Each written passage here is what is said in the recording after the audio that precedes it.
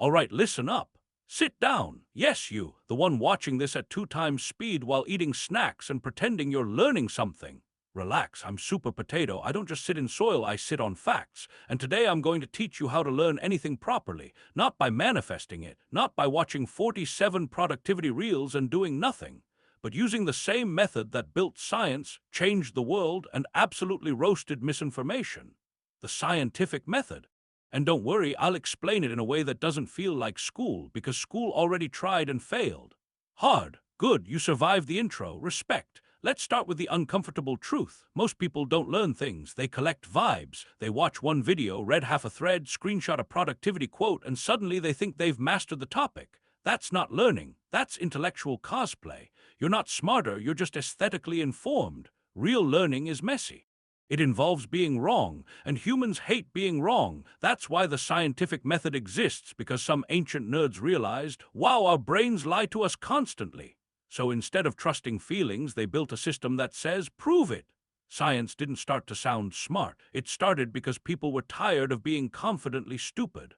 Perfect. Helmet on, brain slightly open. Let's go. Step 1 of the scientific method is observation, which sounds fancy but really just means, hey, that's weird.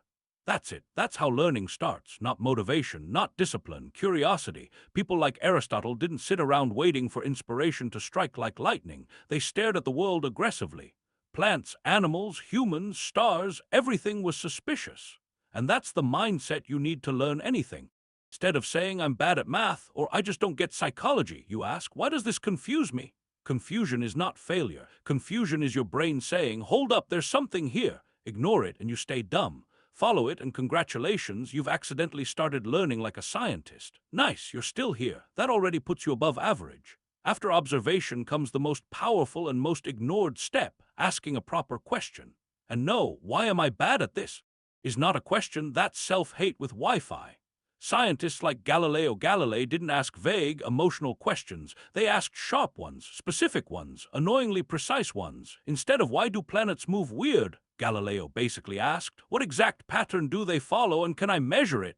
That's the difference between learning and overthinking. When you turn confusion into a clear question, your brain stops panicking and starts hunting.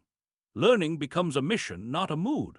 And yes, this works for exams, skills, fitness, money, relationships, anything. Ask better questions, get better brains. Excellent. Welcome to the stage where confidence meets reality. Now comes the hypothesis, which is just a fancy word for okay, I think this might be true, but I'm not about to bet my entire personality on it.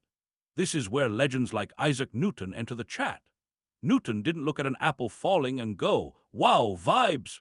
He made a guess, a testable one, that some force was pulling objects toward each other. That's the key. A hypothesis is not a belief. It's not an affirmation. It's a temporary guess you fully expect to bully later with evidence. Most people skip this step and jump straight to conclusions, then emotionally defend them like they're family members. Scientists do the opposite. They say, this is probably wrong, let's see how wrong it is.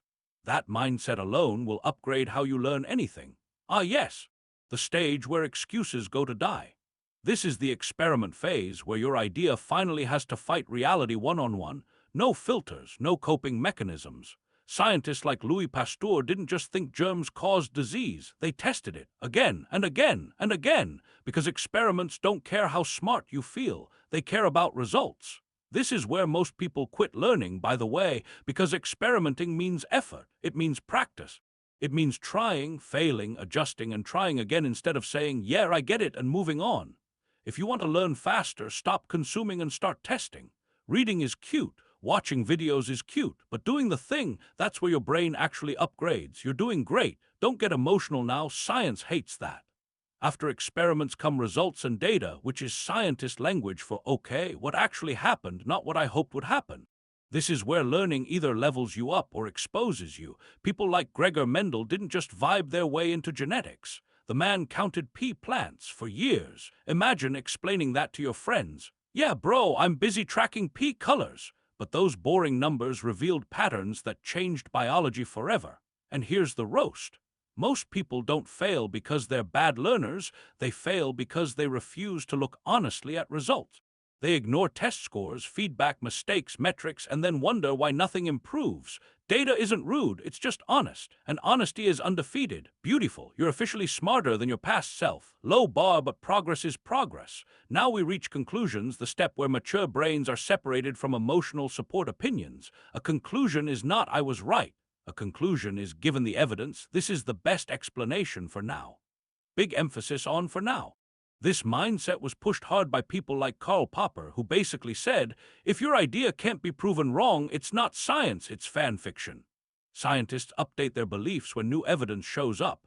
Normal people double down and start podcasts. That's the difference. Learning effectively means being flexible, not fragile. If the data says you're wrong, you don't cry, you evolve. Your ego taking damage is just your intelligence leveling up. Final stretch. Stay hydrated. Ego loosened. Let's finish strong.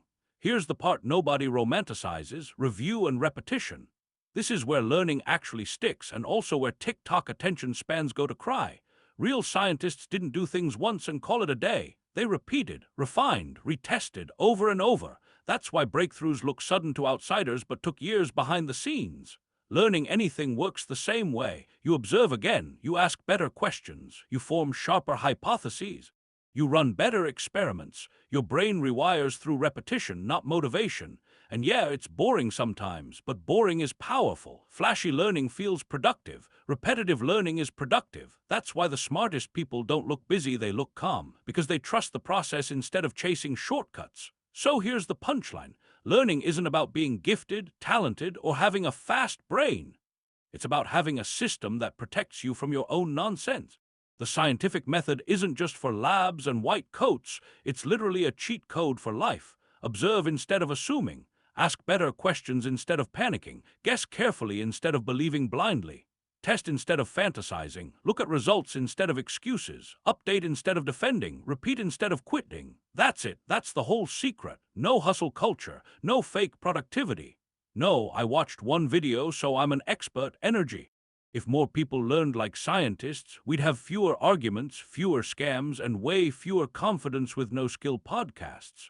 So next time someone asks how you learned something so well, just smile and say, I trusted the potato and the process. Like, subscribe, think better. Super Potato out.